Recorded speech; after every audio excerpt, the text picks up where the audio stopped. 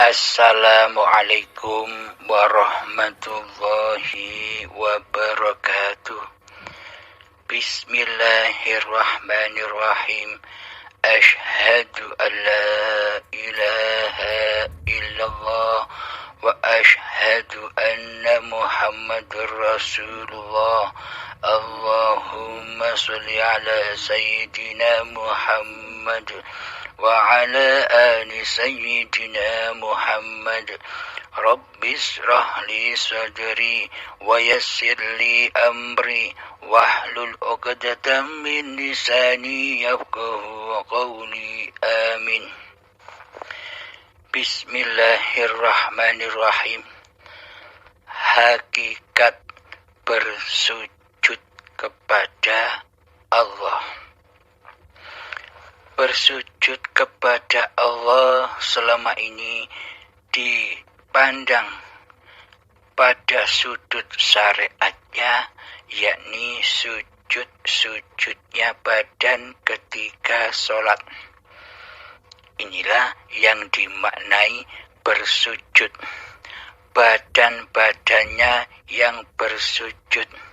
Akan tetapi cek hati kita masing-masing di dalam sholat atau di dalam sujud, apakah hati kita masih mensekutukan Allah dengan diri kita, ataukah hati kita sudah bertuhankan Allah. Jadi hakikat bersujud itu adalah hati yang sudah bertauhidkan Allah, bukan hati yang mentauhidkan diri manusianya di hatinya. Sementara di hatinya Allah tiada, Allah gaib. Mana mungkin manusia bisa mentauhidkan Allah di hatinya sementara Allahnya tiada, Allahnya gaib di hatinya. Coba kita renungkan bersama. Jadi hakikat bersujud kepada Allah itu adalah awalnya kita wajib mengenal Allah agar kita bisa bersujud kepada Allah. Bagaimana mungkin kita bisa bersujud kepada zat yang belum pernah kita kenali, zat yang belum pernah kita temui, zat yang belum pernah kita jumpai sedetik pun. Jadi bila kita tidak mengenal Allah, bila kita tidak tahu Allah, bila kita tidak pernah bertemu sedetik pun dengan zat yang bernama Allah, bagaimana mungkin kita bisa bersujud kepada Allah? Melainkan selama ini kita hanya bersujud kepada hawa nafsu kita sendiri, dan kita hanya bersujud selama ini hanya kepada dunia yang selama ini kita ingati, yang selama ini kita saksikan di dalam ibadah dan sholat kita. Di dalam sholat kita selama ini kita tak pernah sedetik pun bertemu dengan Allah. Padahal sholat itu adalah induk segala induknya ibadah. Bila di dalam sholatnya itu tidak khusyuk, atau bila di dalam sholatnya itu hati mentauhidkan diri manusianya, hati mentauhidkan hawa nafsunya lah yang berkuasa atas segala ibadah dan sholatnya, maka ini bukan dikatakan menyembah atau mengabdi kepada Allah. Semua solat-solat dan ibadah-ibadah yang pernah kita lakukan selama ini hanyalah untuk pemuas hawa nafsu kita sendiri, bukan nyembah Allah, akan tetapi nyembah hawa nafsu kita sendiri. Coba kita buktikan, apakah benar selama ini kita menyembah, mentuhankan hawa nafsu kita sendiri di hati kita? Mari kita cermati hati kita. Coba cermati paparan ini. Seumpama kita menyembah Allah di dalam solat-solat dan ibadah-ibadah kita, mestinya kita wajib bertemu dengan Allah yang kita sembah di dalam segala solat-solat dan ibadah-ibadah kita. Namun kenyataannya selama ini, apakah kita sudah bertemu dengan Allah, zat yang disembah di dalam solat-solat dan ibadah-ibadah kita selama ini? Tidak pernah bertemu Allah, bukan? Karena kita tidak mengenal Allah, maka mana mungkin kita bisa bertemu Allah, sedangkan kita tidak mengenal zat yang mempunyai nama Allah. Selama ini kita hanya mengenal namanya saja, mana mungkin bisa menyembah zat yang bernama Allah. Ciri-ciri manusia yang tidak menyembah Allah di dalam solat dan ibadah-ibadahnya yaitu cek hati kita selama ini. Yang wujud di hati kita selama ini Allahkah ataukah diri manusia kita? Yang wujud, yang hidup selama ini kan diri manusia kita. Sedang Allah kita tiadakan keberadaannya di hati kita. Sedang Allah tidak kita hadirkan keberadaannya di hati kita. Sedang Allah kita gaibkan selama ini di hati kita. Bila Allah tiada di hati kita, bila Allah gaib di hati kita, bila Allah tidak hadir di hati kita, apakah itu dikatakan menyembah? Apakah itu dikatakan mengabdi? Kan tidak. Tidak dan tidak. Bagaimana mungkin itu disebut menyembah dan mengabdi kepada Allah, sedang Allah tiada di hati kita, sedang Allah tidak kita hadirkan di hati kita, sedang Allah tidak kita wujudkan di hati kita. Sementara persyaratan menyembah kepada Allah itu adalah pertama, Allahnya wajibul wujud. Maka Allah wajib wujud adanya. Jika Allah gaib di hati kita, berarti persembahan pengabdian kita batal. Karena yang ada hanya diri kita sendirian, hanya hawa nafsu diri kita sendirian. Kita hanya mentauhidkan di hati kita selama ini. Hanya ada diri kita sendiri di hati ini. Sedang Allah pencipta diri kita, selama ini kita gaibkan keberadaannya. Mana mungkin dikatakan menyembah, sedang Allah sudah tidak kita tuhankan di hati kita.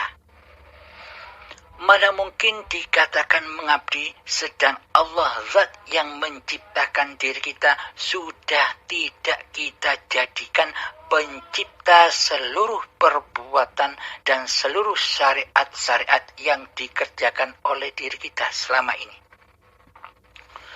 Berarti yang wujud, berarti yang hidup, berarti yang berkuasa atas seluruh lelaku solat dan ibadah kita selama ini menetapkan diri kita sendiri sebagai Tuhannya yang mentuhani segala apa yang dikerjakan oleh badan ini. Mentuhani sholat kita, mentuhani ibadah kita, mentuhani puasa kita, mentuhani apapun yang kita kerjakan.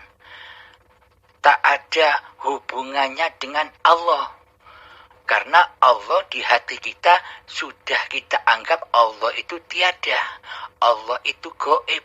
Allah itu tidak berkuasa atas diri kita selama ini. Inilah makna manusia yang belum bertuhan, melainkan mentuhankan dirinya sendiri. Tidak mentauhidkan Allah di hatinya, malah mentauhidkan dirinya sendiri di hatinya. Inilah ciri-ciri manusia yang tidak bertuhan. Meskipun dibungkus dengan syariat-syariat yang dilakukannya, sholat-sholat yang dikerjakannya sejak akil balik hingga setua ini, seluruh ibadahnya, seluruh amaliyahnya, seluruh ilmu-ilmunya akan menjadi racun di hatinya. Apa maknanya racun?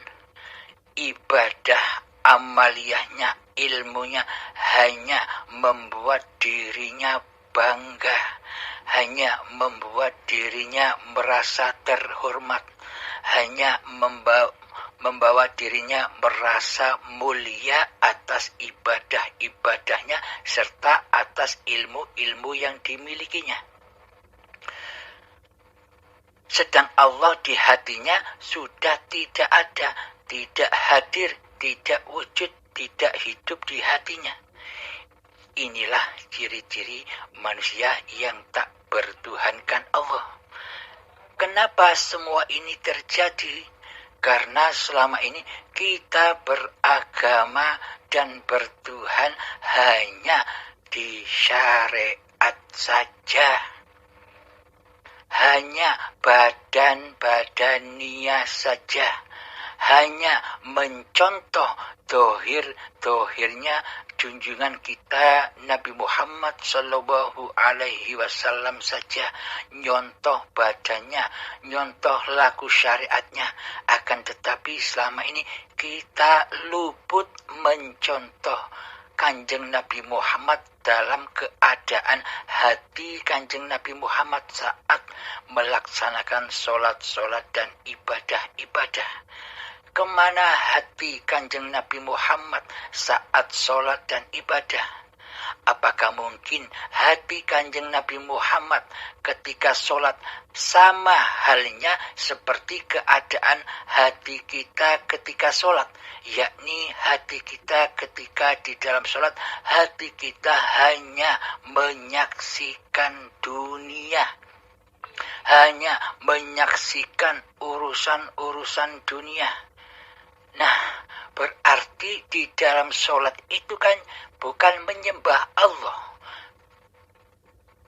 Bahkan di dalam sholat itu kita selama ini menyembah dunia, mewujudkan dunia di hati kita, mewujudkan diri manusia kita di hati kita yang merasa berkuasa atas segala sholat-sholat dan ibadah kita. Inilah tanda hati yang masih linafsi, bukan lillahi ta'ala. Inilah tanda hati kita selama ini belum bertuhan. Apakah mungkin keadaan hati para nabi, keadaan hati para rasul termasuk Kanjeng Nabi Muhammad ketika sholat, hatinya seperti apa yang kita kerjakan selama ini? Kan tidak mungkin hati Kanjeng Nabi Muhammad nyeleweng daripada Allah.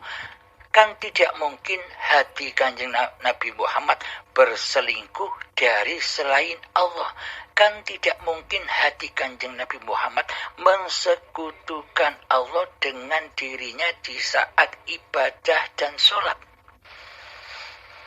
Maka dari itu tauhid inilah, keadaan hati Nabi ketika sholat inilah yang tidak banyak dicontoh oleh umat-umat Islam saat ini.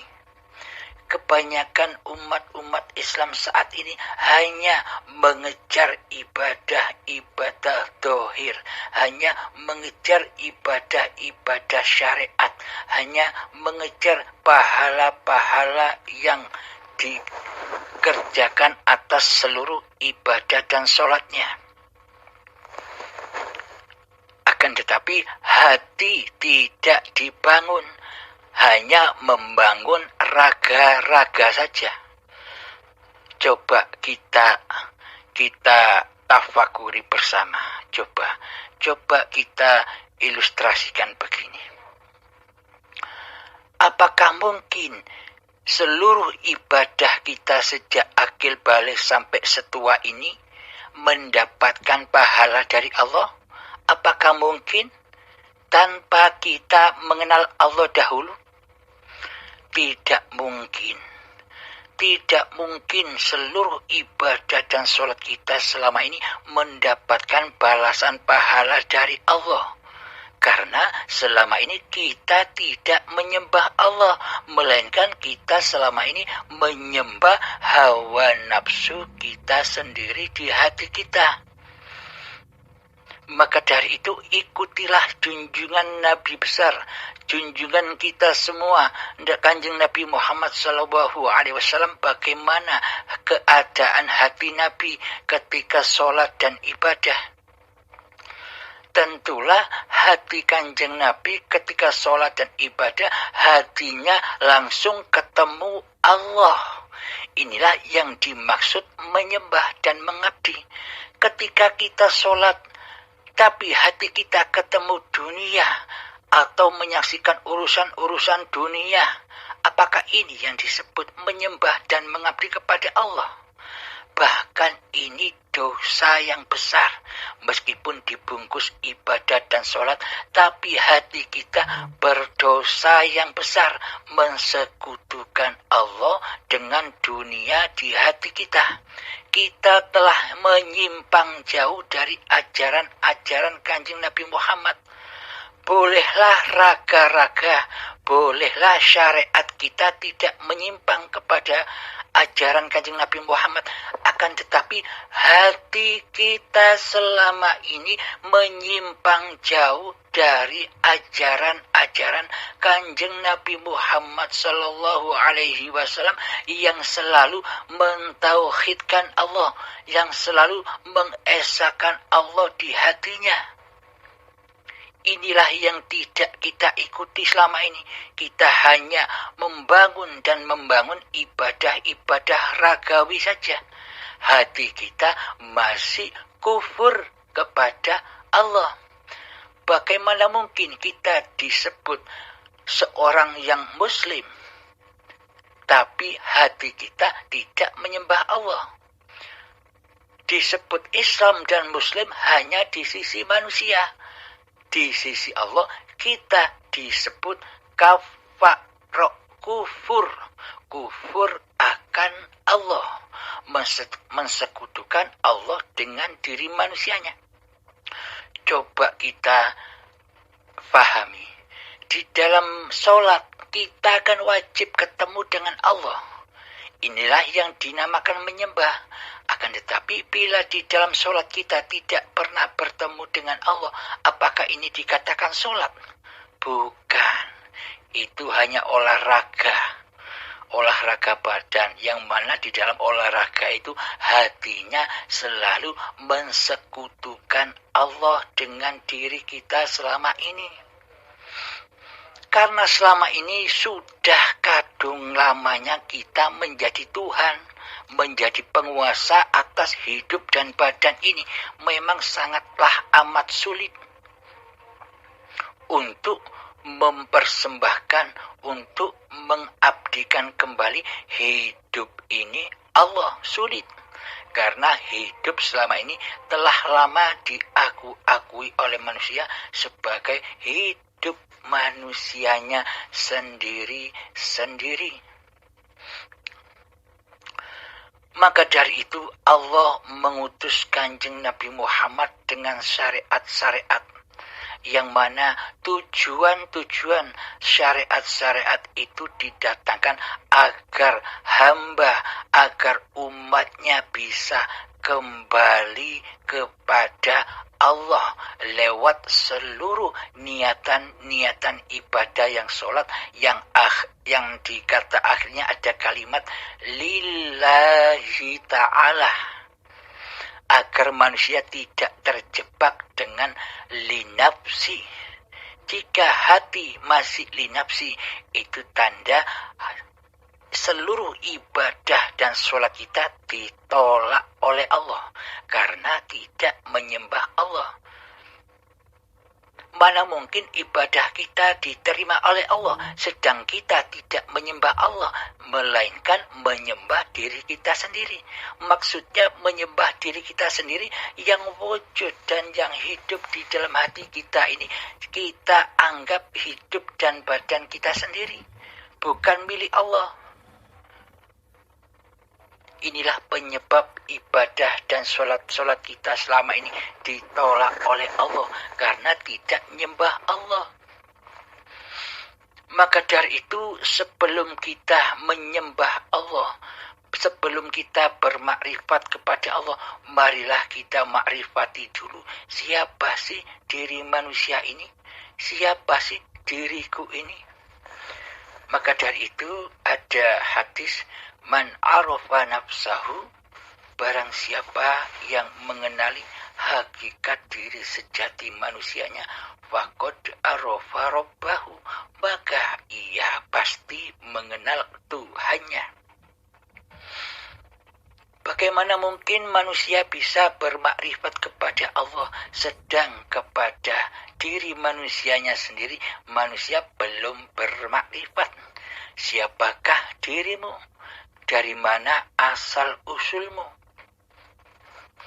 Jika kita sudah menyadari asal usul diri kita dari kegoiban, dari ketiadaan, maka nyatalah Allah selama ini yang menguasai diri manusianya. Maka kita akan menyadari bahwa hidupnya Allah lah, hayatullah lah, yang menghidupi seluruh manusia yang diciptakan. Jadi manusia wajib mati. Manusia wajib kembali kepada asal usulnya, agar nyata di hatinya Allah lah yang hidup, Allah lah yang berkuasa. Bila yang hidup dan berkuasa, berarti Allah sudah nyata di dalam hati kita. La ilaha illallah al-malikul haqqul mubin. Tidak ada Tuhan selain Allah. Dialah yang maha besar dan maha nyata. Bagi siapakah Allah itu nyata? Bagi manusia yang sudah Islam hatinya. Bagi siapakah Allah itu tidak nyata? Bagi siapakah Allah itu gaib, tidak wujud? Bagi mereka yang belum Islam hatinya. Bagi manusia yang belum mengenal Tuhannya. Maka di hati manusia yang belum kenal Tuhannya, yang belum Islam hatinya, maka pasti Allah itu gaib. Allah itu tiada di hatinya. Allah itu ora wujud. Maka dari itu Allah mengutus lagi kepada seluruh manusia, ya ayyuhalladzina amanu, wahai orang-orang yang beriman, Wahai orang-orang yang beragama dan bertuhan secara syariat saja. Wahai manusia yang beriman kepada Allah hanya sebuah nama saja, belum beriman kepada zatnya. Udkhulu fis-silmi kafah. Masuklah ke dalam keselamatan yang sempurna, yakni selamatkanlah hati kita dari yang selain Allah. Inilah yang disebut Islam di sisi Allah. Inilah hati-hati orang-orang yang husnul khotimah. Di saat hidupnya sudah husnul khotimah, dan ketika ajal menjemput sudah tak ada syakarat lagi, karena syakaratul mautnya sudah ditebus ketika dirinya belajar bertemu Tuhannya. Namun bagi mereka yang tidak belajar bertemu Tuhannya, yakni belajar ilmu hakikat dan makrifat selama hidupnya, maka ketika saat sakaratul maut sangat amat pedihnya azab Allah itu, yang akan memaksa dengan paksa mengelongkop kewujudan diri manusia kita, yang memaksa mengelongkop kehidupan manusia kita, yang memaksa mengelongkop kekuasaan diri manusia kita di saat syakaratul maut. Azab yang pedih, yang mana sakitnya, kata Imam Ghazali, seperti kambing disayat pelan-pelan kulitnya, disayat, dikelongkop secara hidup-hidup. Itu sakitnya masih 1000 kalinya saat azab sakaratul maut. Bagi siapa? Bagi manusia yang belum kenal Tuhannya, bagi manusia yang masih gaib Allahnya di hatinya. Namun bagi manusia yang sudah nyata wujud Allahnya di hatinya, bagi manusia yang sudah nyata hidupnya Allah sudah nyata di hatinya, maka ketika datang syakaratul maut, maka mereka tersenyum karena hatinya sudah husnul khotimah, sudah tahu jalan pulang harus kemana, berpulang rojiun. Maka mereka sangat amat bahagia bertemu Tuhannya, karena selama hidupnya selalu bersama Tuhannya, karena selama hidupnya selalu hatinya dituhani oleh Allah, dituhani oleh Allah dalam segala tingkah laku badaniahnya. Karena hambanya sudah tidak menjadi Tuhan lagi di hatinya. Hatinya sudah tidak menggoibkan Allah lagi di hatinya. Malah Allah sangat nyata dan jelas di hatinya, yang berkuasa atas dirinya dan atas seluruh makhluk ciptaannya. Inilah hati yang husnul khotimah. Jadi apa yang dibawa oleh Kanjeng Nabi Muhammad, syariat-syariat yang dibawa oleh Kanjeng Nabi Muhammad, tujuannya agar manusia bisa berjumpa dengan Tuhannya. Ada hadis begini, qala Rasulullah sallallahu alaihi wasallam, as-salatu mi'rajul mu'minin. Salat itu tempat mi'rajnya orang-orang mukminin.